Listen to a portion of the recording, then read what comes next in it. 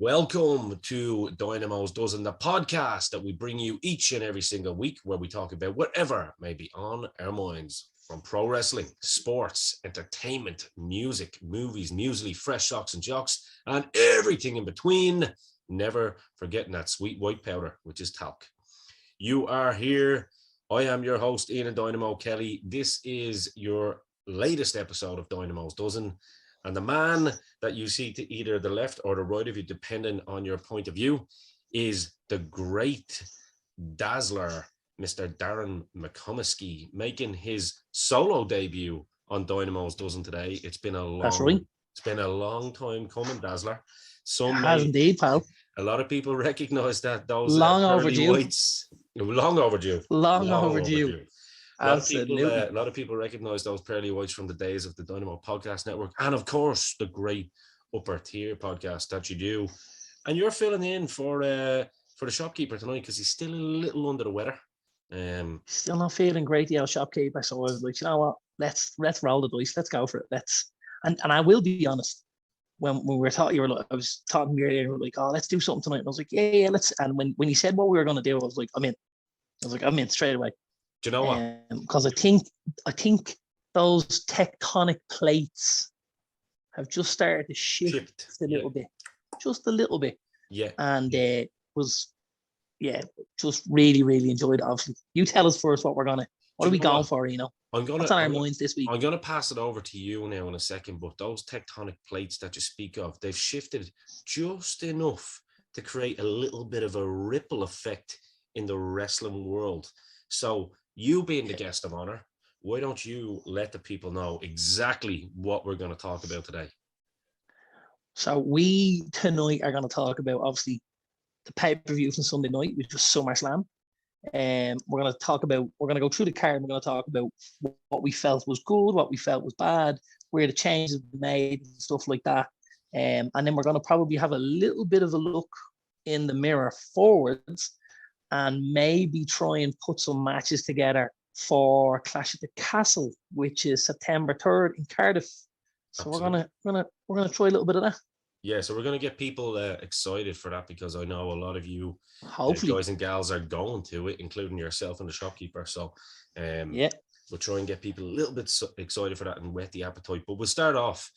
What an opener! And by the way, I gotta say, big time WrestleMania feel to this card. It was a big feel event. I love those baseball stadiums. I don't know about you, Dazzler. I just love them. Do you know what I've loved over the last couple of years is how they've brought the Rumble to those kind of stadiums. Yeah. And I think it's made for the Rumble, you know, where it's that open air atmosphere, and where, you know, there's maybe that extra little bit of space, so the staging can be a bit bigger. And I love the fact that a Rumble, I like the oil to be longer. Yeah. Which I think you get, you know. Obviously we still have those images in our head from Edge returning and stuff like that. Yeah. And the way he rocked up and going down the oil and stuff. And that was unreal for me, I gotta say. I was a big fan of that. So I do like these baseball stadiums, I have to say. Good big feel off them. Me too. In the wonderful proper wrestling town as well, Nashville, Tennessee. Great weekend in Nashville for wrestling all across the board. So this was the one that kicked it off and really was the shining light. So what an opening match we have. The women's championship match, Raw women's championship match, Bianca Belair against their very own Becky Lynch. Bianca Belair getting the W here, which we all kind of expected, but potentially match of the night, I dare say. Potentially.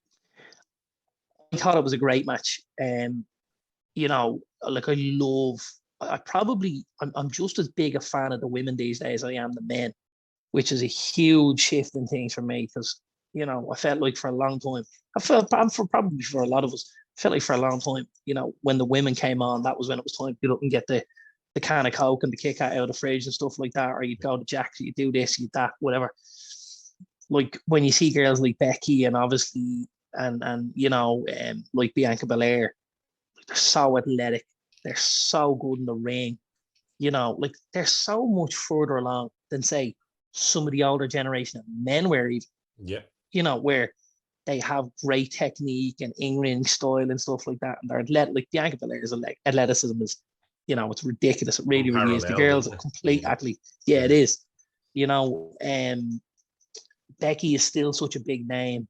She's still riding on the high from that man gimmick, and stuff like that. She's brought this kind of new, edgier character, which I was loving, by the way.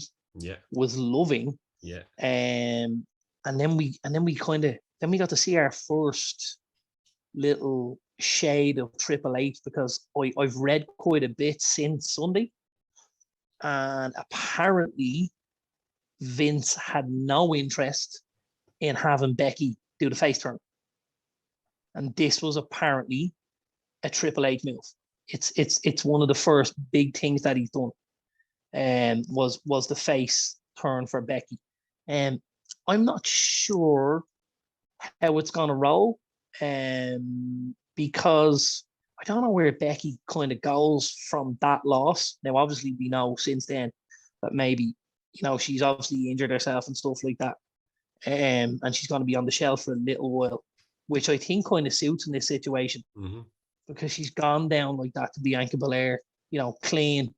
She's come out as the face and stuff like that, with obviously the introduction of Bailey and Dakota Kai and Io Shirai and stuff like that. She's gone to help Bianca. I think maybe the natural thing there was to have that 3-on-2, maybe a Clash of the Castle, or maybe a 3-on-3 with a mystery partner. And they pull someone, they pull somebody up. Who's the Welsh girl? Who they let go? I know who you're talking about. Yeah, her name won't come to me now at the moment. Imagine the pop. Imagine the pop. Yeah. Yeah. She's a local girl, right? Yeah. She's in WWE. She was up in NXT. Oh, Dakota Kai. What's the other girl called? Anyway, like, imagine the pop where you go and you have Becky and Bianca versus Bailey, Io, and Dakota Kai, and all of a sudden, the pop for the local Welsh girl is the mystery 6th member, and and if you win, you get your contract. That type of thing. You know what I mean? It's adds a little bit and stuff. But I think with Becky now, I actually like the idea that she's gone for a little while. She separated her shoulder in the match, and I like that we won't see her on TV for a little while. I think obviously on Raw they kind of started to write her off a little bit, didn't they, from the script? Yeah. Well, it's kind of like, it's a thing where absence make the heart grow fonder, and I know that they're kind of penciling in Becky and Ronda for Mania. And obviously we see later in the card a couple of little things that could lead you to think that it's a face and a heel match. I agree with you. I think Becky's such a big character now at the moment, from that man thing, that she doesn't actually need a title at the moment. So I think it's absolutely not. She's a big enough character, and Ronda doesn't need a title either. So that story can really write itself as we get into the later months. 100%. So I suppose it's never good to see someone get injured, but I know what you mean. It's kind of the best out of a bad situation, having her off camera for a while. She can probably come back then as the man. Do you know what I mean? And that will get possibly. That will get a huge pop. Huge pop. So, huge pop. Now, again, something that's kind of been on the socials over the last couple of days is that maybe they keep her on air because she's such a good talker. True. And she just keeps swerving matches or whatever, but I don't necessarily think that's a kind of a face thing to do. If she was going to continue with the heel gimmick, you could do it. But I think as she's a face now, I think you ride her out and you let her come back. And, depending on how bad the shoulder is, maybe she rocks up at the Rumble. Well, there you go. And that's what I don't think. I don't think H will go for any of that stuff. Like, this isn't Vince McMahon 94 where you keep Macho Man on commentary. You know what I mean? I don't think they'll do it. I know. Look, we're always going to get the sheets kind of predicting stuff. I think now you're going to be looking at the start of something that's going to be long-term story planning. And look, it was a fantastic match. We don't do grades on this show, as we know. We'll leave that to old Uncle Dave. But don't mention his name. No, I won't say his surname. Don't mention his name. But it was a fantastic match. I mean, there was catch can wrestling. It was stiff wrestling in between. It was a good build. It was just a good story being told. And then great to see Bailey back as well, by the way. Great to see Bailey back. She looked great. Big time. She looked great. Yeah. She really did. And good to see her back. I don't like face Bailey. No. So Love heel I'm Bailey. kind of Love heel I Bailey. like heel Bailey, yeah. I like heel Bailey, I gotta be honest. So yeah, I'm interested to see where this goes. It's a nice little faction they put together. Yeah, 100%. Speaking of another match that may have been surprise to a lot of people, it wasn't necessarily a surprise to you and me anyway. Yeah. Logan Paul defeated The Miz with Maurice and Tommaso Ciampa by pinfall. Yourself and myself had kind of been talking since Mania, and I think we both saw the potential in Logan Paul from that, just from the little spots you'd seen alone. I was like, that kid didn't just learn these today. He gets it. And by God, a 14-minute match for your debut singles match, and not a shabby match either. My God. Absolutely not. No. You know, he put some big spots out there. And hats He off put to The some Miz as well, big by the way. rep. I gotta be honest. I have to be honest. I'm such a fan of The Miz. It's scary. Yeah. I really, really am. Now, even back to his days as WWE champion and stuff like that, you know. Yeah. When he was going up against Cena and stuff like that. Like, the guy seems to have not a lot going on as a, you know, from a physical standpoint. But he's so good on the mic. He's able to build and generate interest. Yeah. You know, he really, really is. As he talked about previously, he makes stuff relevant again, be it intercontinental titles, you know, stuff like that. When you put somebody with him, he made Alex Riley relevant. You know, you put someone at Damien Sandow, he makes him relevant. Yeah. All of a sudden now he's with Tommaso Ciampa. We see what happens on Raw then. Like, you know, the guy has a star quality about him. And I don't think that can be, you know, misunderstood. But I think for me, the two biggest pluses from Mania weekend, I'll just touch on this very quickly, were Logan Paul and Pat McAfee. Yeah. Oh, and then to get them again, you know, on SummerSlam card, I'm just like, this is great. It's like money. I think it's absolutely, it really, really is. And when you look at two guys with the kind of outside appeal that they have, this for WWE is priceless at this stage. Yeah. It really, really is. This is, you know, every kid in the street knows who Logan Paul is, whether they're a wrestling fan or not. Yeah. You know, from his antics on Instagram and stuff like that. And this is huge for WWE if they use them the right way. Yeah, because like even his show Impulsive, I think it is literally one of the highest rated shows. It's up there challenging Rogan and everything. Yeah. So like, and it's actually It's actually a pretty good show. In fairness, he's a lot more likable than his brother. That's for sure. You know, even though his brother ruffles the right feathers too, we get it. We get it here on Dynamos doesn't. But we understand where it's coming from. But yeah, I suppose it can be a little bit irking at times, can't it? Yes, that would be the word. But Logan Paul seems to be the more likable of the two. Gets great guests on the show, and most definitely, look, he's just a natural athlete, isn't he? I mean, you see him do fireman carries in the ring and everything, and you're like, when's the last time you've seen a fireman's carry executed like that? Probably Kurt Angle, right? I gotta be honest, man. From the word go when he walked down that aisle, I just thought, this kid looks a fucking $1 million. Yeah. You know, an absolute $1 million. Even the way they had him, the ring outfit and stuff like that, the gear, he looked great, you know. He's going through the match. He's obviously, you know, he's building for his spots and stuff like that. You just thought, man alive, this guy he's just got everything for a guy who's so green, you know. Yeah. When I say green, I should say inexperienced, because looking at him, he's not green at all. Oh, he's certainly not green, yeah, but like, no. You did choose the right word in terms of that's what a lot of people would say. But yeah, look, I mean, going back to the Miz is like a modern day. You're familiar with the term carpenter, you know? They used to call them the carpenters, the old workhorses. Miz is like that, but not a job guy, even though he's technically jobs out a lot. He's that modern day carpenter that has star quality, and it doesn't really matter if he loses or not. So to have him in there in his first match with Miz made all the sense of the world, because he was going to get, the pop. And then most certainly, we need to talk about that frog splash. I mean, good Lord, I don't think I've seen something as impressive in I don't know how long. Because when you're looking at something like that, say from my perspective, I'm going, straight away I'm thinking of the A, himself, and B, his opponent, and C, the landing. You know what I mean? And I'm thinking, boom, is he going to clip the corner? Is he going to fucking upend his pelvis or his knees? Or is he going to put all of his weight on poor El Miz? Does he over rotate and end up, Yeah. There's so many variables. It was from that height and with the angle and stuff. Yeah. But it was Eddie Guerrero style frog splash meets Rob Van Dam, how he's able to twist his body in midair. It was safe as houses. My God. Yeah, it was. It was very, very good, I have to say. And to see him get the win, he deserved the win. It was a great pop, great match. I'm really, really, like you, I'm really looking forward to see where we go from here with Logan Paul. I think the crowd really, really enjoyed it. Like, they did. Because obviously when he comes in initially before Mania and stuff like that, I think people are looking going, get the fuck out of here. This is not for you whatsoever. And then obviously he rocks up at Mania and he probably puts a much better foot forward than people believe he's gonna. Yeah.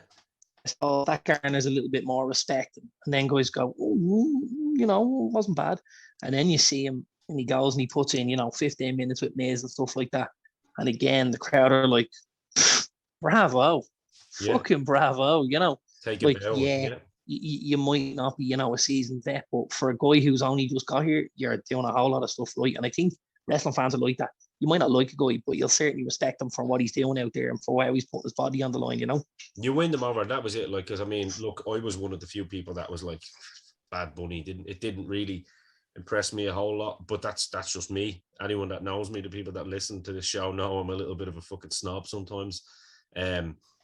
I appreciated the kids' effort and stuff like that, but I was looking at, no, this is all the Miz. You know what I mean? The guys learned a couple of Hurricane Ranas and the Miz is basically running the show here. This was Logan Paul going in and actually working a match, like a full-on singles match. And absolutely bravo. Absolutely bravo. Yeah. This was fantastic. Next match, bit of a short match. Bobby Lashley defeated Theory by submission. Went on a little bit shorter than I actually thought it would be, and it was almost a squash, not quite a squash, but almost a squash. Yeah, it was as close to a squash as you can get without being a squash. Yeah. But like I understand again why when you look at what Theory went on to do later on in the night, they tried to dumb it down a little bit. It's the whole, WrestleMania 10, Brett goes and loses to Owen and then beats Yokozuna for the title later on the night. It's that kind of a thing, you know what I mean? Yeah. And I suppose at one stage when we saw Theory, I kind of went, oh fuck, is this gonna later on? And I thought, wow, is this what's gonna happen? Are we gonna have this again, where the guy loses and then rolls back out later on against Seth Rollins? Lost at WrestleMania, but won the hoist that even. Yeah. It's happened. We've seen it happen quite a few times, Yeah. But I liked it. And then obviously the double swerve where he doesn't get the cash in and the briefcase gets knocked out of his hand and he gets upended and stuff. But the match itself, I think like, I don't know what other way they can protect him while making Lashley look strong as well, because I think they want Lashley to look strong. They need to make that Intercontinental Championship relevant again, for the mid card. And I think also, like, now I'll be honest with you, I'm probably one of the few people that just hasn't fully bought into Theory yet, and it's not because of anything he's done. In fact, maybe sometimes maybe now that I'm a little bit older, I try to let the guys work me a little bit more. So maybe it's just his head. Maybe it's just a smugness that I'm like, I just don't like you. So if that's the case, then it's job well done. But, as good as I think he is, I think H has probably been smart here and not, pulling the trigger maybe as quick as, say, a Vinnie Mac or one of the boys in the back would have done. Do you know what I mean? Yeah. Let it build for a little while. Let this build almost. Let's slow play those pocket aces you've just been dealt. 100%. Because you know how good they are. So exactly. Just pull them out when it's needed rather than straight away. Boom. Yeah. 100%. But no. Listen, look at it's Austin Theory is Dolph Ziggler 2.0. Yeah. And they did exactly the same thing with Ziggler. They stuck the belt on him too soon. Yeah. They didn't build it. Yeah. And then what's he done since? He's languished in the mid card. He's flattered to deceive at times. Ended up in a pay-per-view main event here and there, but in most of it, he's been underutilized because, again, for me, Dolph Ziggler's believable. He really, really is. He is, and you know what it is. I mean, that's a great analogy. It was like they had Dolph Ziggler here. They had the onion, but they peeled all the layers in one go, and that was it. Yeah. Whereas now you're kind of slowly peeling the layers off Theory, and you can probably garner some sympathy over the course. If you do it over the course of 6 months to a year, you build up little bits of sympathy. You get to know the character a little bit more, and you know, because they had that little bit on Raw last week where he didn't back down. You know. To yes. Usos and Reigns. So and I was the like, build, yeah. Okay, so he's not a pussy here. This is good. Yeah, absolutely. You know? So I like it. And he's had this stuff with Paul Heyman as well, where he was like, well, maybe when I win the title, you come and work for me. You know, he's been good. But yeah, I think I like the idea, I have to say. I do like the idea. Well, we're one more match before the halfway point, before piss breaks happen. And what a match. What a match. The Mysterios, obviously Dominic and Ray, defeated the Judgment Day, Finn Balor and Damian Priest with Rhea Ripley. By the way, what a faction that is, I have to say. Rhea Ripley just adds something brilliant to it. She's got elements of Sherry Martel, isn't she? You know, when she's out there screaming and fucking just... I got to be honest. When I look at her, I just see China. Oh yeah, she looks like China, but I mean that scream, that physical kind of scream though of Sherry Martel. Yeah, like it's and the nice part is, like, she's, as you say, she's quite a physical girl, but she's not just letting the physicality do the talking. She's got a little bit about the persona and about the personality and stuff like that.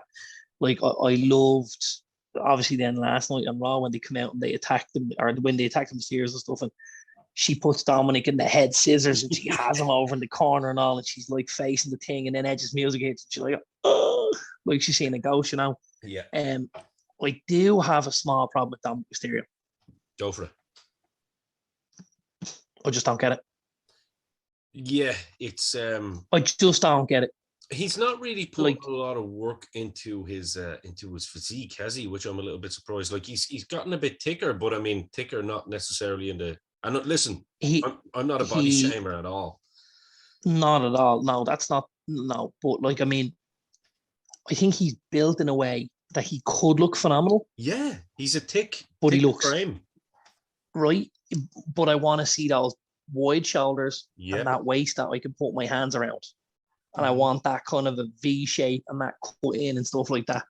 And like at the minute, he's not anything near that. He's like 6'1", you know what I mean? He's 6. Well, he's built at 6'1", yeah, so he's probably up around the 5'11", 6 mark. Like, yeah, and he looks like, well, from any of the pictures I've seen outside of the ring, he looks like he's a giant next to Ray, which would lead me to think he is certainly 6 foot or close. Yeah. But I just don't get it. Like, I know obviously they spoke about maybe the heel turn at the weekend, and Edge was possibly going to come and save Ray from the beatdown from Dominic and Judgment Day. This is what was being talked about before SummerSlam. And I think I would have preferred to see that, if I'm honest. I think that will happen. Yeah, I don't know whether they just might have missed a moment to pull the trigger on it. Yeah. I think, you know, like we talk about with Theory and stuff like that, maybe they're slow playing it in a sense.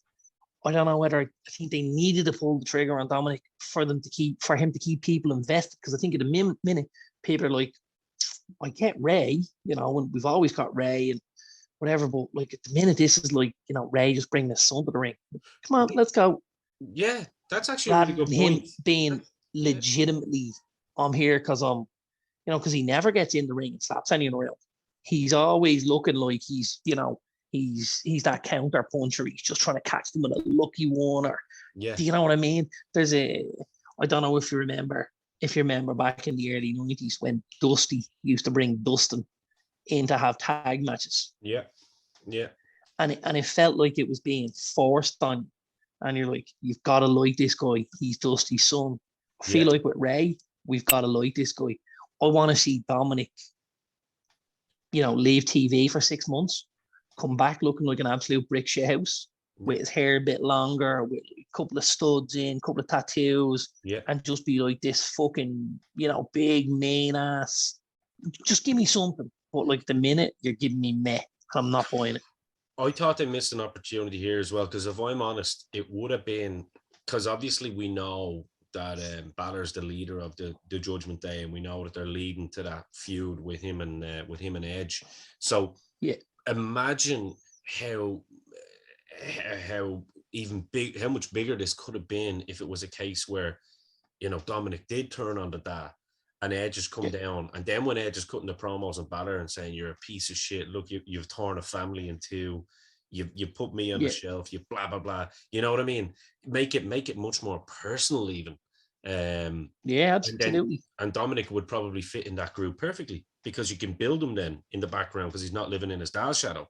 He's with you know, the three guys, like, so I think it feels like it's Bray and Sons. Exactly. Whereas Dominic can be like, his own thing, a bit of a darker side. He needs to be his own thing. Yeah. You know, he absolutely needs to be his own thing. He needs to be authentic. He doesn't need to be generic. I don't like the way at times they match them up in similar gears and stuff. I'm kind of like, don't do this. Like he's Ray 2.0 other than a mask. Like even with his move settings and this, you know, you're thinking, don't go that way with it. Give him something. I kind of want to see him just fucking, you know, clothesline from hell someone and use his physicality and us go, holy shit, does he have, you know, rather than being this kind of lucha libre, you know, I think he's got more. Yeah, no, 100%. And I'm just looking at it there, I'm just thinking Judgment Day would have been a perfect thing for him to do, because it would have meant more to this feud then, like, because like what was Balor's long-term goal? To split the Mysterios up, you know. These boys are that devious, you know. Absolutely. It could still happen. I'm just afraid that they missed the boat. However, let's look forward. I mean, we'll probably talk about this at the end when we talk about going into Clash of the Castle. Yes, our boy Balor certainly looks to be on the up, riding the crest of a wave in that heel role, and a feud with him and Edge is just, yeah. I think there's a lot of guys that are gonna have a big kickback from Triple H being in there, and I think Balor is one of those guys. I'd say he's in the top 2 or 3, yeah, 100%. Yeah, well, I mean, I think if you look at Balor straight away, you look at Tommaso Ciampa. Yeah. You know, we see what happened on Raw last night. I think Ciampa will obviously go on to much bigger things than he would have gone on to under a Vince. Yeah. I 100% see Sasha Banks back in the picture. Yep, me too. You know, Samoa Joe and Kevin. I see Samoa Joe back eventually, but I definitely see Kevin Owens. I don't necessarily see Joe. I think Ring of Honor suits Joe down to the ground. Possibly. I think in Ring of Honor he's a big fish in a small pond, and I think that suits him. But I absolutely think Kevin Owens gets a huge spin. I think we legitimately get an opportunity to have, you know, a WrestleMania main event with Kevin Owens and Seth Rollins or Finn Balor and AJ Styles, which you can't have under Vince because they're not two fucking, you know, two of the Twin Towers. Like, do you know what I mean? Unfortunately, like like listen, we love Vince. You know, nobody more than me. I have to be honest. Like I love the guy. Love the guy. But I just think he had so many limitations as to what his eyes were able to see. You know, when something worked, it worked. Let's just keep working. Let's keep working. This is good shit. Let's keep working. Yeah. And you're like, all right, we know it works. So now that we know that works, let's try something else. Yeah. Let's see does this work. And if it doesn't work, we can go back to that and we can do other little bits and pieces. Yeah. But I don't think he ever gave stuff, you know, time enough. Like if, you know, we're football fans. I think if Vince was a football manager, there'd be a lot of footballers with really short careers, because he'd be like, no, not good enough, out of here, you know. And you're just like, just let it breathe. If it's not working, it's not working for a reason. Let it breathe. Let's see why it's not working. Yeah. Is it because, you know, the guys around him aren't good enough? Is it because he needs to be made bigger? What is it? You know, for Vince, he's like, make it bigger. But, you know, like, I just think he had his limitations, and I think we won't see that under Triple H. No, 100%. And like you say, you're probably going to see guys more my size rather than your size now up in the top. Absolutely. But no, you'll see a mix though, a blend of it. If you're good enough, absolutely, it doesn't really matter. You know, he'll utilize the big guys to their strengths. How many times did we see David and Goliath? and it's worked. Listen, lots. Brett and Yoko, Look, like you know what I mean? Some of my favorite matches, Shawn Michaels and Vader.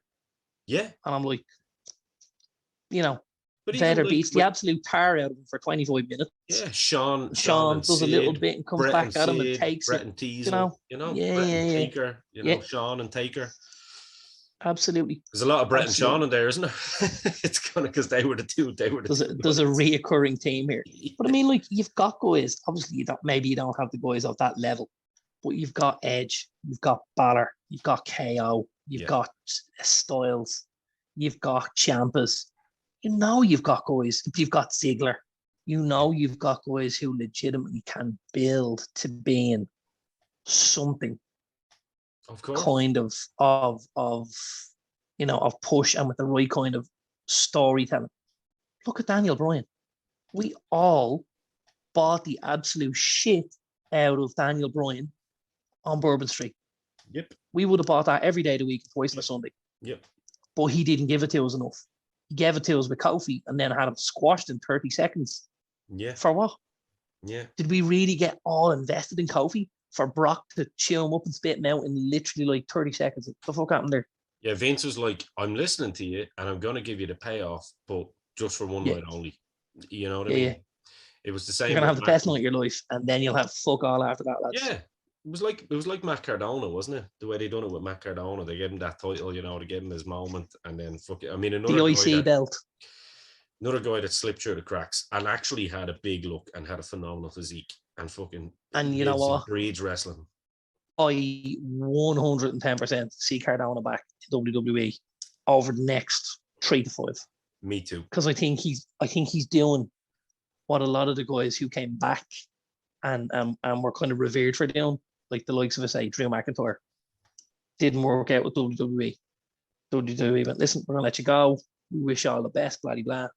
And he went off and he didn't accept it, and he made himself more relevant. Yeah. He put himself in main event matches. He won titles here and there. He garnered a following where people went, we believe in this guy. Mm-hmm. Then all of a sudden, it was passed back to WWE and went, yeah, okay, we can use this. Nothing would give me greater pleasure than seeing Zack Ryder return. I'd love that, I have to be honest with you. Especially because he's a figure guy like us as well. So, but we'll take a little. He's a figure guy, and I met him one day. He's a good guy. Yeah, I know. You just know he's genuinely a good guy. So look, we'll take a little pause for the cause, a little pee break. For you people listening at home, you don't really need to go pee because there's no ads here on this here show yet. So it'll just roll. We can do ads if you want. We will. I don't need to pay, so I can just do ads if you want. I can just talk about shit if anyone wants. It's fun. Just do ads.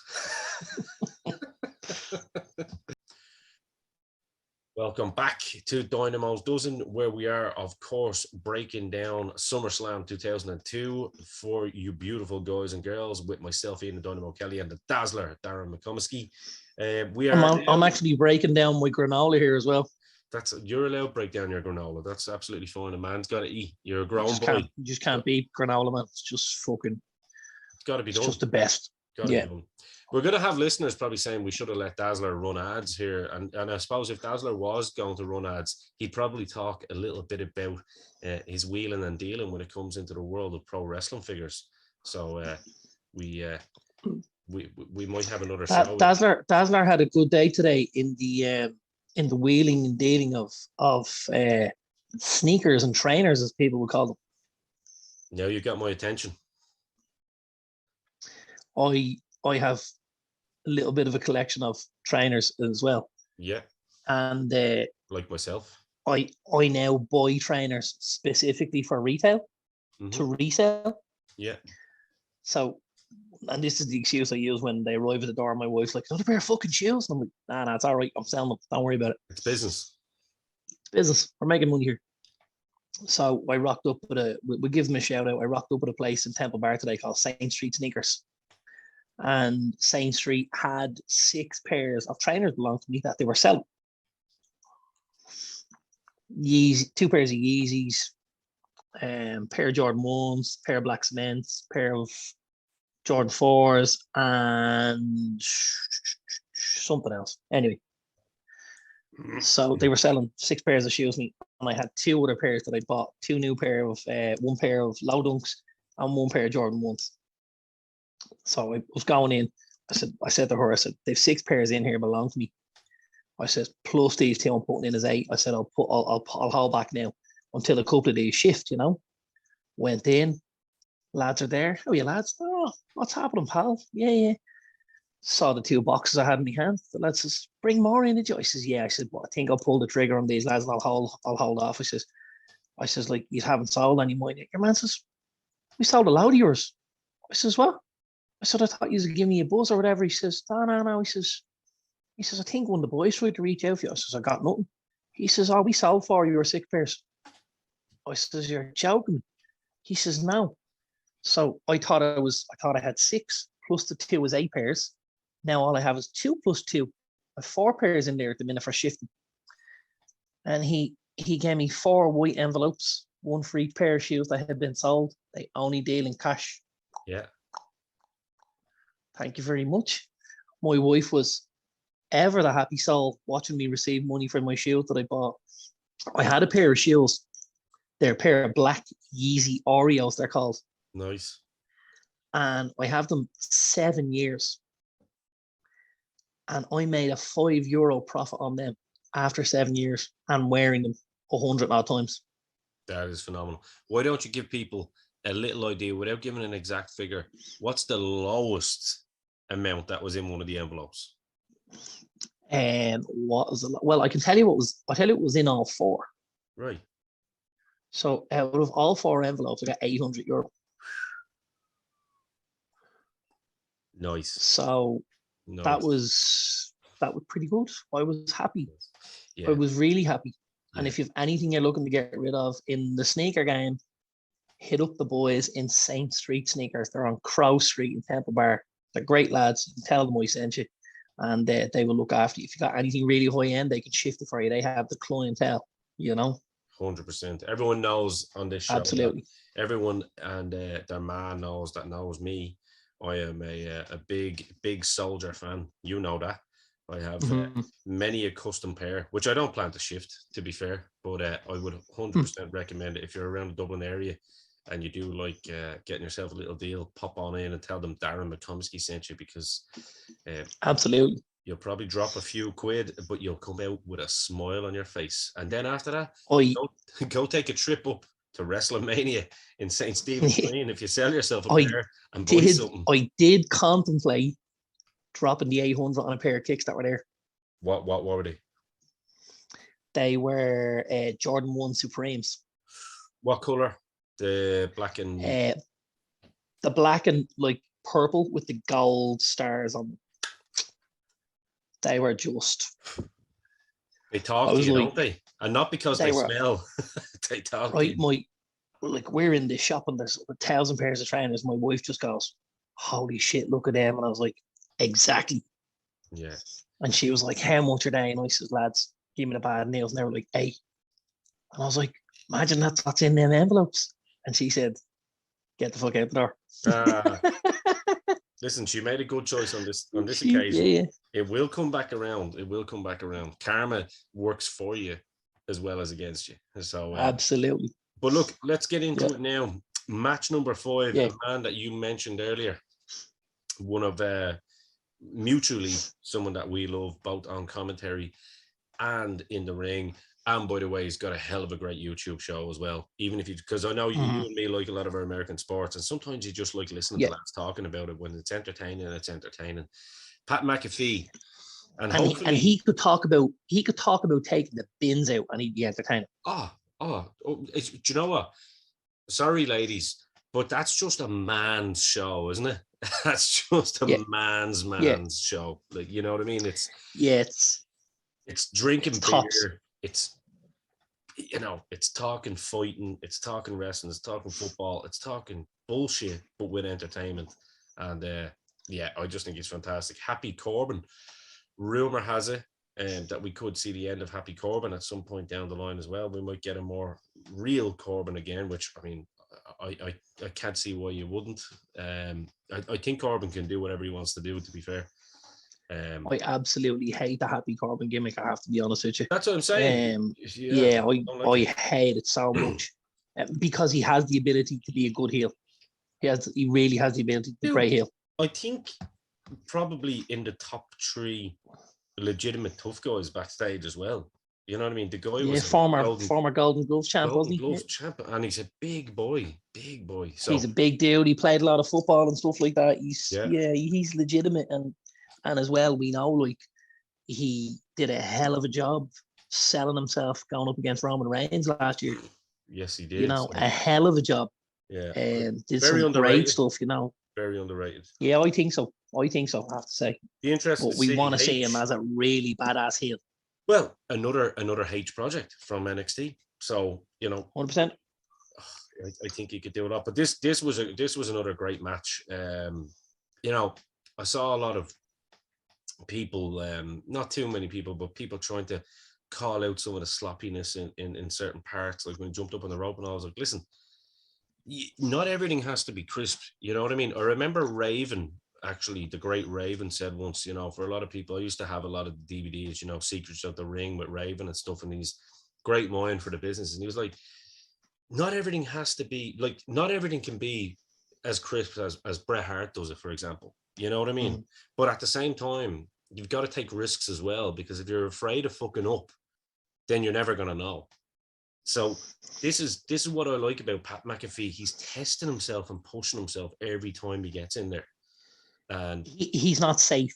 No, he's not safe. And I, to be honest with you, like, I don't want a guy who's going to go in and be, oh, listen, I'm certainly not going in and saying, I want anyone to be putting anyone at risk.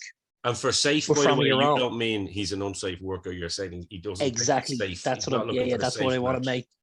Yeah. I don't want safe. I want somebody that's going to go out there and wow me, and it's going to go. Now, again, I also don't want the spot monkeys, which are the Young Bucks either, right? So I want that blend of, I want that blend, because if there's two guys I hate more in pro wrestling, you won't find. You've definitely enamored yourself to my audience now. It's not just me, guys. It's not just me. I'd prefer to shit my hands and clap than watch a fucking Young Bucks match. I got to be honest with you, they are two absolute jabronis.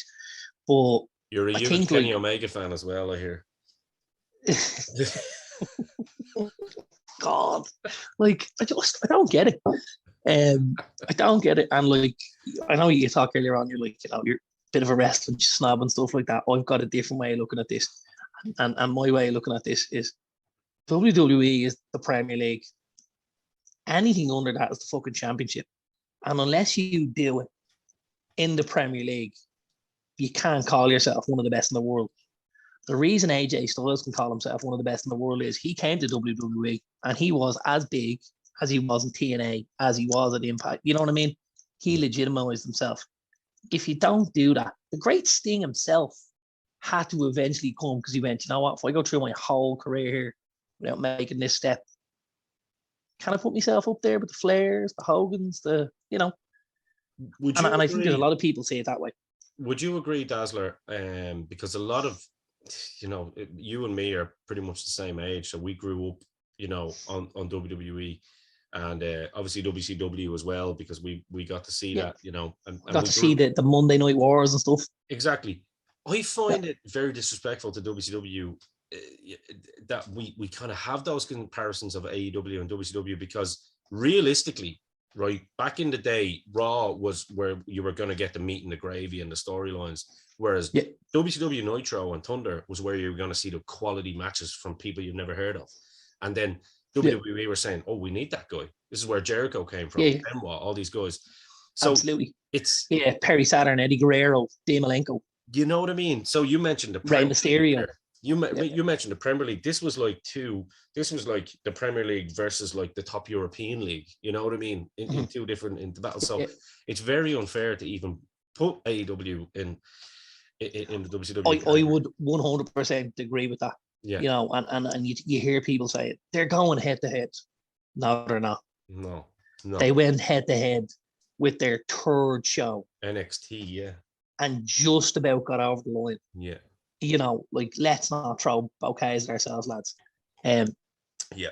the majority of guys that are in AEW are guys that WWE have either said we're done with you, or they're guys that haven't done enough yet for WWE to say there's a spot for you. You Yeah. know, the guys like a Hook, the guy like a Ricky Starks, those kind of guys, you know, the guys that may get there eventually. Yeah, I mean, I think the one guy you would say that's definitely destined to be there is obviously MJF. He's the guy. Yeah, he is, absolutely. He's WWE, you know what I mean? 100%. And he's going to be like such a good heel.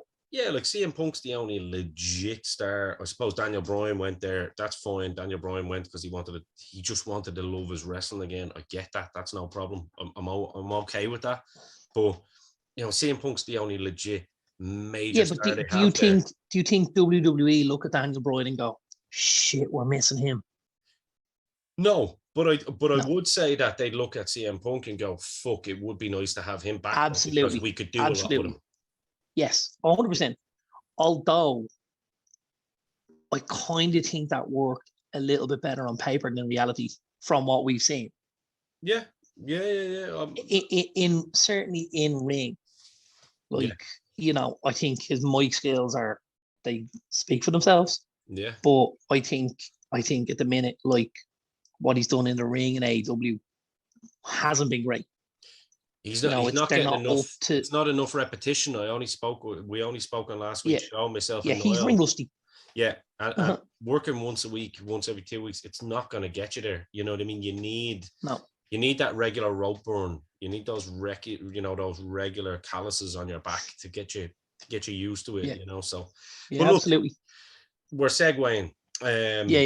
It was, you know, I thought this was a good match. The next match, probably two of your favorite tag teams, and certainly two of the Shopkeepers' favorite tag teams, the Usos defeated the Street Profits. I saw a post the other day, and it was an Usos appreciation post, and someone was saying, like, you know, they're very underappreciated. I like making statements. Have you ever noticed that?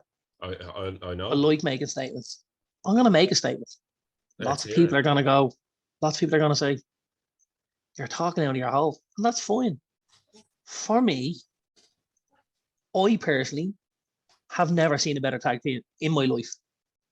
I feel like the Usos are right up there at the very top of the tree for what I've seen, for longevity, for match quality, for style, for guys that can walk, can talk, can wrestle, can do all-rounders, can do it all.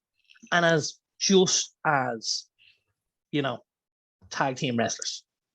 Yeah, of course, you know, we had teams who were put together. You know, we had the Mega Powers, but they were really you know what I mean?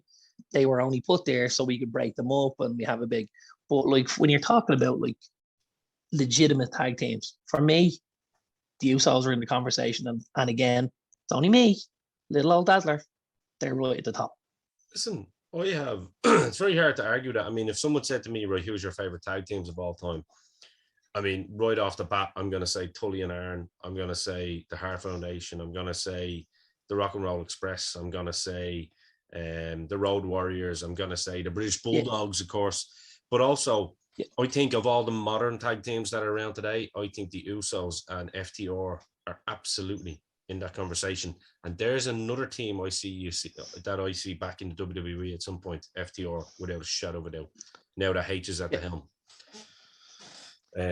Absolutely.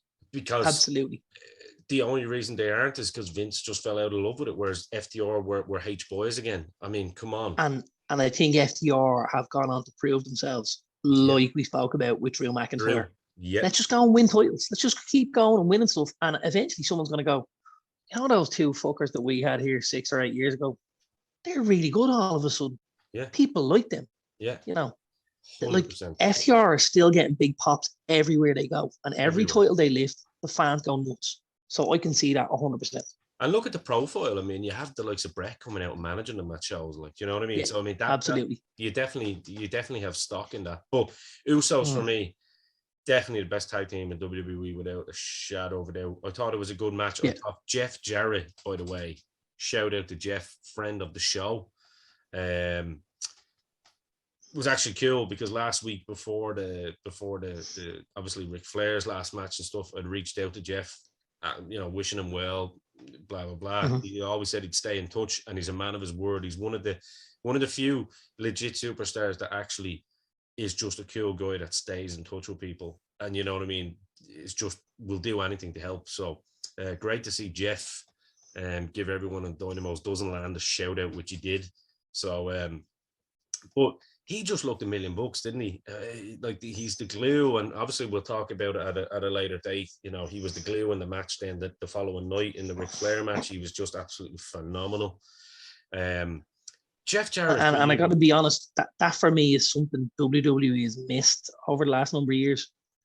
Yeah, you know, because obviously if you're on a WWE deal, you're on WWE TV. That's it. That's how it rolls. Yeah, I love that his deal allowed him to go and just dip his toe elsewhere and come back. Yeah. You know, yeah. He's just gone. He was obviously Sunday night.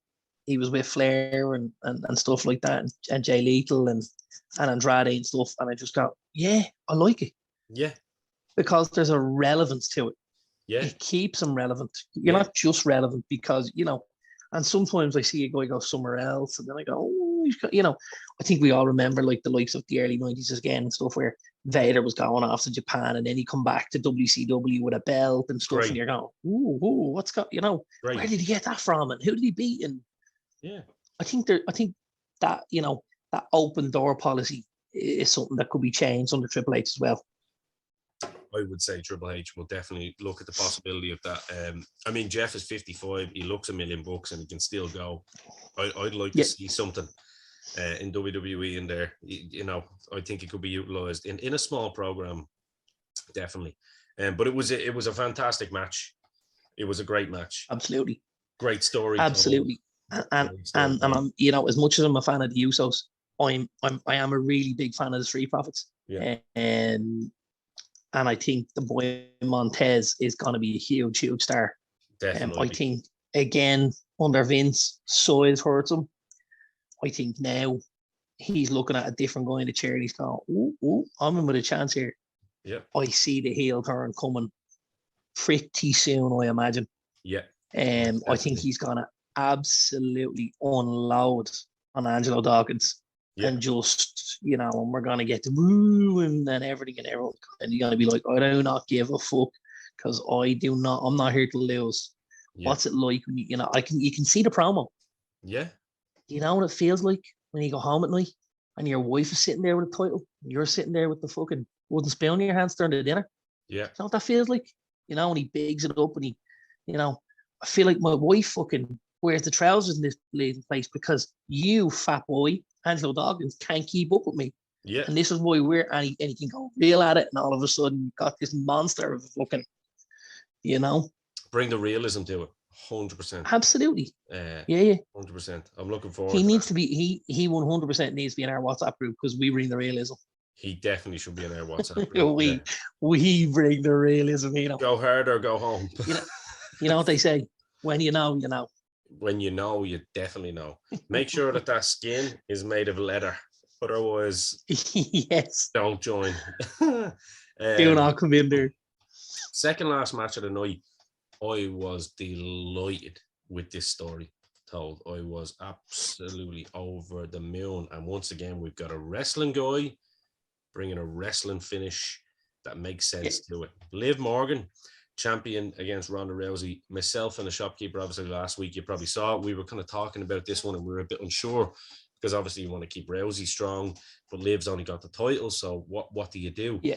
Well, I'll tell you what you do. You have a 4.5 minute match where Ronda basically kicks the shit out of Liv because realistically, Liv can't. Ronda's going to kick the shit out of Liv. Yeah. Absolutely. She's working on the arm, going for that fucking, that arm bar, the cross arm bar. Liv is gaining the sympathy from the crowd and also that mentality of not quitting. She's going to continue fighting. She gets in. I'm hanging in there. Oh, unbelievable. I was like, where's this going?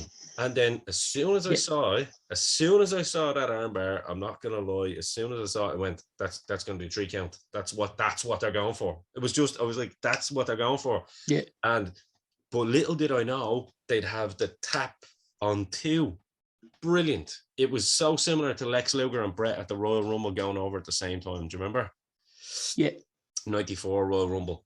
It was genius. And then we see the anger of Ronda basically getting pissed off, and rightly so, pissed off at the referee for not doing his job, not paying attention. Then she flips out at the ref. So you see a slight inkling of a heel turn there. Genius. And you know what? I got to be honest. Ronda needs a heel turn bad.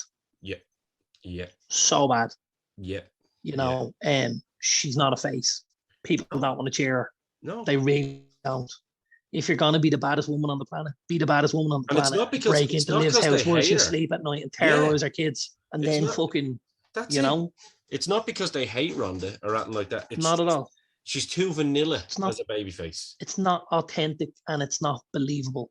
No. And when it's not authentic and it's not believable, people call bullshit and they go, this doesn't smell right. Yeah. And that's what happens. And that's what they've been feeding us, you know? So it was, but it was a genius finish, and I'm looking forward to see where they go. Yeah, it was. Main event time. 23 minutes of absolute fucking madness. Last man standing match. I was like, at one stage, I was like, scratching my head. I was like, am I fucking watching this? Yeah. Is this happening? You probably remember, I was sending you voice notes. The Martians just fucking landed. What is... I literally sent you voice notes. Remember, I was like, what are we watching here? Like, what? Yeah. I mean, I was into it. I loved it. I ate it with a fucking shovel on a spoon. Like, it was that good. Like, but I just couldn't believe they would go that way. Like, to see him shunt the ring and then tip it, I'm like, this could go badly wrong here. I was you got a guy using fucking farm equipment with like people sitting in the front. Like, unless the first and second row in the place were all fucking, you know, plants, I'm like, this was dangerous. I was bricking myself, and when I saw Paul Roman getting upended and falling out the ring, I was like, I'll tell you what really worried me at one stage. He only came in first of all, right, and he brought the basket down, where it was like inside the ring, and I went, he's after forgetting that's there. If he throws him into that ropes for like an Irish whip, he'll put the lad in a wheelchair. You know, because he'd have been taken out with the neck by the bucket on this thing. Yeah. And I was like, this is nuts. And then you go see him move it and you're like, oh, hold on, he's realised it's not fucking. But then no, he doesn't go move. I'm going to go and shunt the bleeding ringer. It was bonkers. It was madness. In a great way. In a great way. You know, there was a little bit of chaos. There was a little bit of madness. There was, you know, but I loved it. I really loved it. Like, it's definitely not, it wasn't like your wrestling clinic, but my God, it was two lads going back and forth. Brock was in the dominant position for most of the match, and then Roman had a good spell. And of course, he's going to have, you know, the lads down with him and you know, Heyman acting the bollocks. And I really thought it was good, man. I got to be honest, I loved it. And considering how many times we've seen Brock and Roman, and considering how many times people have gone, not fucking Brock and Roman again, I was like, do you know what? This was good. They gave us. I enjoyed it. They gave us something different. They gave us, we're wrestling fans, what should they give us? What we don't expect. Exactly. You know, Paul Heyman said it when he talked about Brock breaking the streak. Maybe the streak was supposed to stay intact. Maybe Brock said, I'm going to dump you on your fucking head and I'm going to get you anyway. Who knows? Because he said the day after Mania, are you going to sack the guy who's just broken the streak and created the biggest buzz in wrestling? So, you know, Heyman knows what he's talking about. Like, I love the fact that I watched this and I went, I actually don't know what's going to happen next year. Like, this is fucking nuts. It became more unpredictable. But yeah, where you were thinking maybe Brock could actually take it here. Maybe he could. And then Theory came out, as you said, and you were like, no. After these two boys killing each After other. these two boys lay the absolute smack on each other, is he going to come out and are we going to have, the Heist Mark II? Yeah. But no, Tell we you got what, smashed by Brock fucking straight away. he got absolutely put. Yeah, just fucking hell, man. They creamed them like fucking walls cream a cornetto. They kicked the fucking shit out of him. Look, I love these two boys.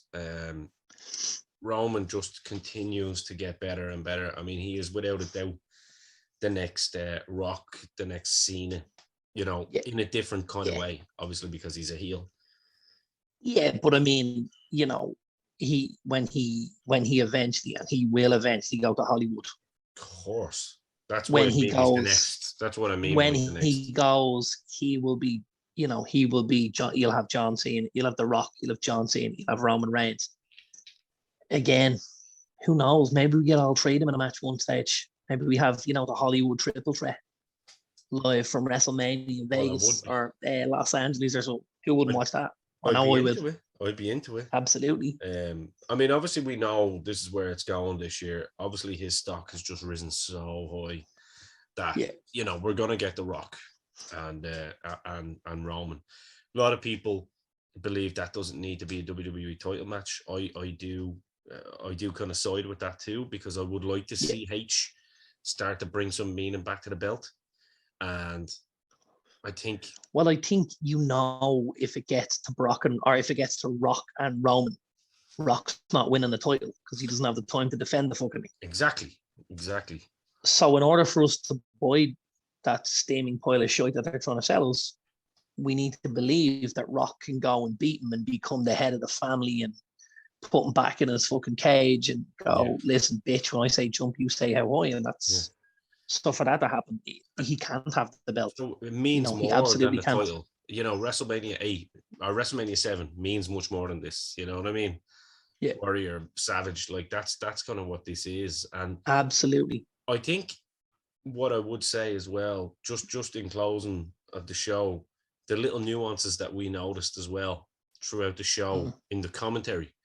We actually saw Michael Cole be a much more entertaining commentator throughout the whole show because he didn't have someone down his fucking neck every minute.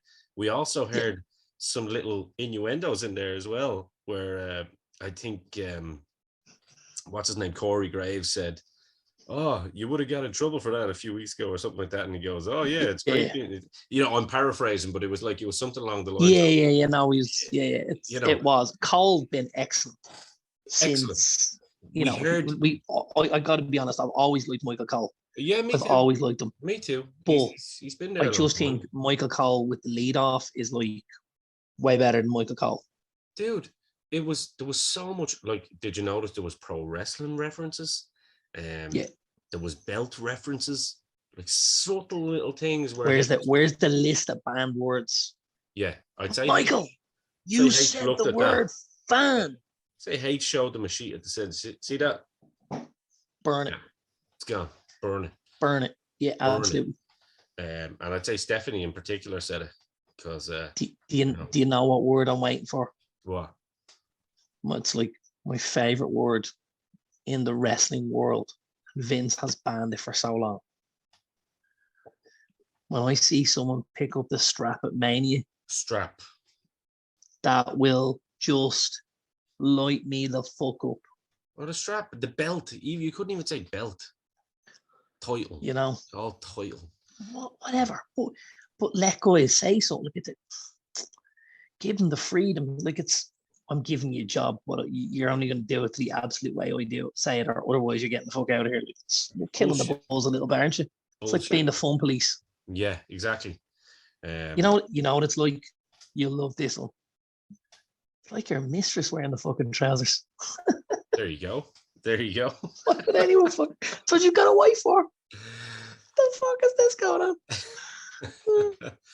Well, I mean, it's there's a lot of rumor on who fired this, who fired the smoking gun, who was on the grassy knoll, and I think there's a lot of stuff coming out and probably will continue to come out over the next couple of weeks where it might be looking a little bit closer to home rather than looking at these This is board members. gonna be a Dark Side of the Ring episode if I've ever seen.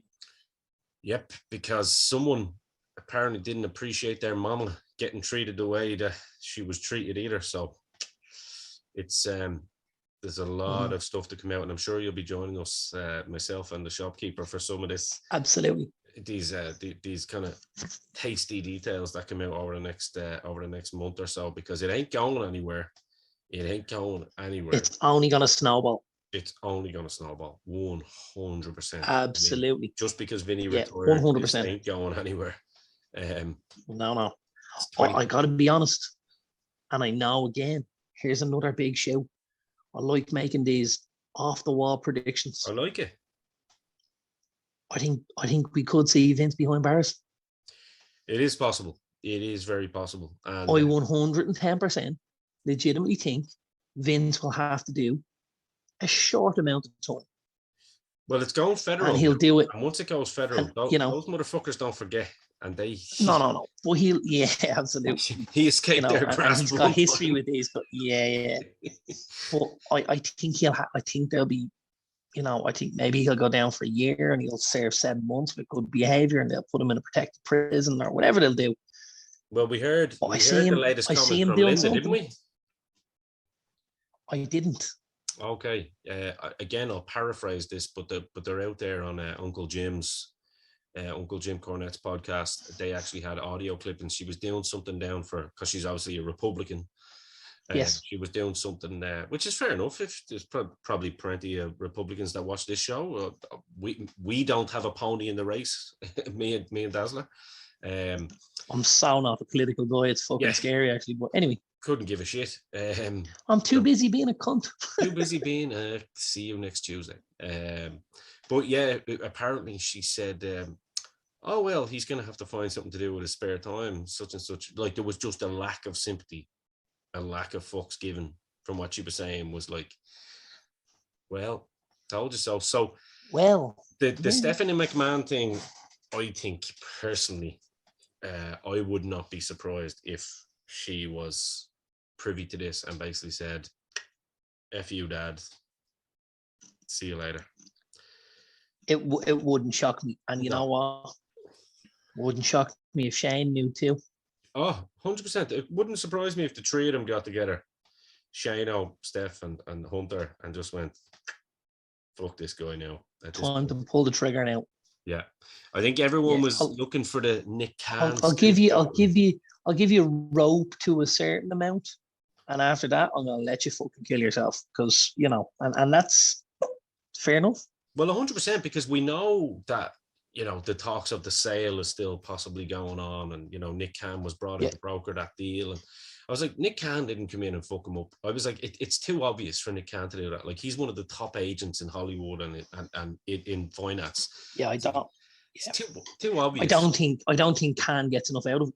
No, like, he has no pony in the race, really, because technically he's going to get his commission anyway. If that gets sold to Disney, absolutely, he's getting what he wants, Yeah. And I think what he'll make sure is that whoever does buy it, because look, we know with Disney and all these companies, when they buy it to own it, but they generally leave it up to the people that are running it to do the day-to-day. Well, they should. As they should, because they've done it with Marvel. They've done it with... it's the same with UFC. Dana White's a perfect example, isn't it? Once that sale, the Fertitas sold that, everyone thought, that's it, UFC's fucked. No, they kept Dana White in charge and things stayed the same. In fact, it grew. So... yeah, exponentially. I wouldn't be worried if Disney or Fox or any of these companies buy WWE. I wouldn't be worried at all. It's just, it's going to get exponentially, more lucrative. But I think the product will pretty much stay the same. Let's have we'll spend a couple of minutes here, because I know it's getting late here on our side. So a couple of minutes, Clash at the Castle in Cardiff. I don't know why I'm doing a fucking Manchester accent for Cardiff. That was a really poor attempt. Yeah, I was doing a Cardiff accent. I sounded like the Dynamite Kid there. In Cardiff, innit? All right. But no, so that was a really bad Cardiff. Now that's more like it, isn't it? Cardiff. No. Can you do it? Still woeful. No, I wouldn't even attempt it. No. Well, look, listen, I'm not a sheep shagger. I'm from Wales, Wales, nah. I'm from Wales. I just can't It say was a bit Cardiff. better. It was a little 4-man Sammy. I could do that, but We'll I can't take say, it. can't say. And I know I said the Sheepshagger comment, trust, I've got family from Cardiff, so fuck y'all. All right. they I didn't hear allow that. I'm pretty sure they tell you themselves they shag more sheep than people. But anyway, that's fucking another day's work. 100%. So you and the shopkeeper beware over there, right? Just make sure you don't get too close to the edge of the cliff when you're there. If you're going to have some fun, you know. So tell me, what are we thinking? What are we thinking now? So, well, I mean, I think so we know already. We know think- already we're going to see Roman and Drew. which is, by the way, I wanted to say that promo that was very old school. WWE, the way they had Drew come out and do a promo just at the entrance way, like just halfway down the aisleway. Very early 90s, wasn't it? Yeah, it was cool. I enjoyed it, I have to say. Really enjoyed that. Really, really did. That's a great main event for you guys, but I also think you're in for a treat because I think that's where you're going to get the first match of Balor and Edge, especially Balor. I think we'll possibly get Balor and Edge. I think we know we're getting Riddle and Rollins. I think we'll possibly get. I think we'll possibly get Liv and Ronda again. Possibly. Yeah. Possibly. I think we'll get. I think we might have some sort of a tag match with Bianca Belair, or maybe we'll just get Bianca versus Bayley, and she'll have the two girls in her corner type thing. And maybe to balance the books a little bit, Sasha and Naomi will come back and be like 3-on-3, bitches. Fair. I would, if Sasha Banks music hits, that'll be me. Yeah, I'm a big boss fan. Big boss fan. What else do I think we'll get? Sheamus is scheduled to work someone, no? Sheamus. Do you know what? I wouldn't be surprised to see Sheamus get involved in the Roman and Drew McIntyre match. I was thinking that, yeah, just out of jealousy. Wouldn't shock me. Yeah. Wouldn't shock me. You know, maybe Ciampa and Miz, maybe. We should get Ciampa and Miz, I think. Yeah, because I think obviously that's going to turn next week when, you know, if Ciampa gets pretty close to that belt, Miz might get a little bit, a bit jealous, you know. I think we possibly get Montez versus Dawkins. Oh, what about a prediction for you actually as well, just off the back of that? Because if we're getting Edge and Balor, I've noticed, right, this is the way my brain works now. I've noticed last week's Raw and this week's Raw, you've seen a lot of the Judgment Day basically kicking the shit out of the Mysterios. Yes. But herself has particularly been going after Dominic. Yeah. And making him her little bitch. So what if you got a tag team match with the Mysterios versus the other two from the Judgment Day? And that's where you could get the heel turn. Or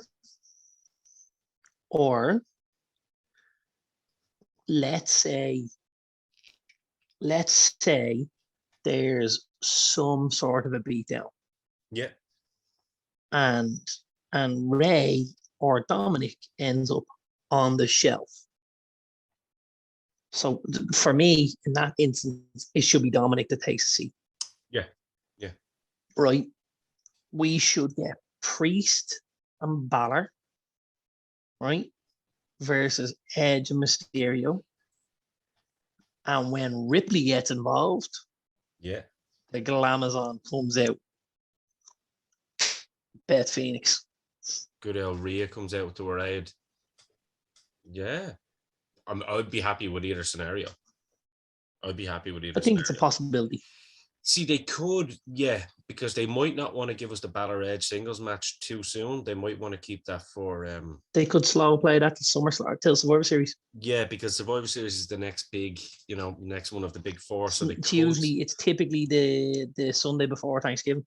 Yeah, So in fairness, they could give us the slow build to that one. And in fairness, it would not surprise me with H and Steph either. Would not surprise me in the slightest. Absolutely not. And you could see the Glamazon come out there. Yeah, I mean, the Glamazon, it could be like something like the Glamazon and Edge versus Balor and Rhea. You know what I mean? And Rhea, yeah, 100%. I very, very much expect to see Kevin Owens wrestle. Because I think, obviously, what they've done with the promos and the vignettes and stuff like that over the last couple of weeks. Yeah. And I 110% expect to see AJ Styles wrestle. I really want to see AJ and all those boys starting to get one more push again. You know, not one more push. I mean, that lad can still go, but I want to absolutely. I want to see these boys up there because it's great to see what they're doing with Dolph. You know, Dolph's relevancy again as well. It's important. It's very important. You know, the guy looks like $1 million. He can work. You know, like Shawn Michaels, for fuck's sakes. You know, that's what he is. He's a carbon copy anyway. He's Shawn Michaels Mark II. It's not a bad thing. Yeah, it's a good thing. Absolutely not. So again, it's not a bad thing provided it's used correctly. Correctly, yeah. It actually means something. It's got long term. And the Stark Raven thing is Vince used it so well the first time. Yeah. But it shocks you that he wasn't able to use it that well the second one. You know.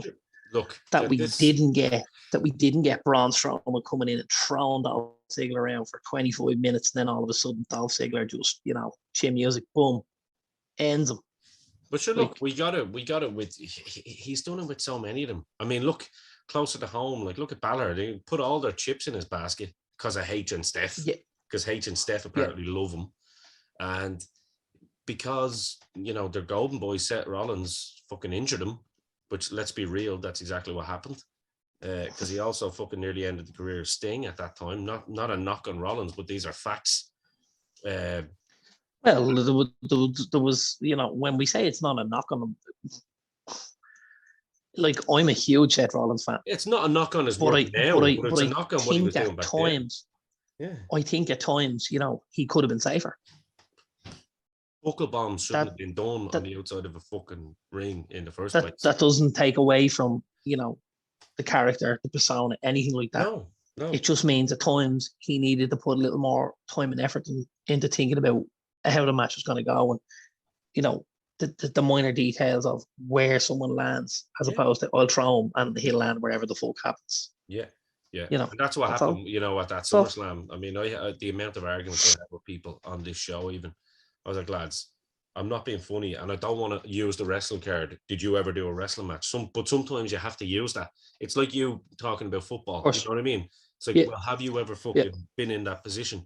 I was like, when you're looking straight away, when you're a guy that has to look behind him and then extend his shoulder out just so that he doesn't go neck first into a barricade, then that's because the opponent who's in control of that throw is not judging the distance correctly. That's just a fact. He was 2 or 3 steps too far away for that to work. And it can happen. And he hits it, if he hits a bit higher up where his neck is just above the, you know, the rail. Yeah. He takes it in his back. Yeah. Job's good. We move on. Yeah. He gets a run. Yeah. And he's in a different spot. But the segue, I know I was segueing there, but the point is we're using, you know, Ziggler, Balor, Styles as examples. Like, these guys were given an opportunity, had a run, and then it was like, all right, now you've had your run, pat on the back, now fuck off. It's time for the bigger, you know, larger men to come in and, you know, excite me. So it's but look, I think that's the perfect way to end the show tonight. You know, that's good shit. This is good shit. Let me go to the bathroom for a minute. Come on. Where's Shawn Michaels? Oh, shit. He doesn't look as good as he used to. Where's Mrs. fucking Michaels, you mean? Mrs. It was definitely Mrs. Michaels back in the day. I'm sure she was probably one of Vince's girls, right? I'm sure Vince was one of Vince. I'm sure Shawn was one of Vince's girls back in the day. I'd say there's a lot of people who've had Vince's member in their mouth that wouldn't care to forget it. This has been amazing. I love it. This is not a PG show anyway, guys. This has never been PG-14. This is PG-18. In fact, this is PG-21 tonight. So, but look, Dazzler, it's been an absolute pleasure. great to have you on your first Nice one. show on your own here. And I know you're not going to be a stranger, especially over the coming Absolutely weeks. not.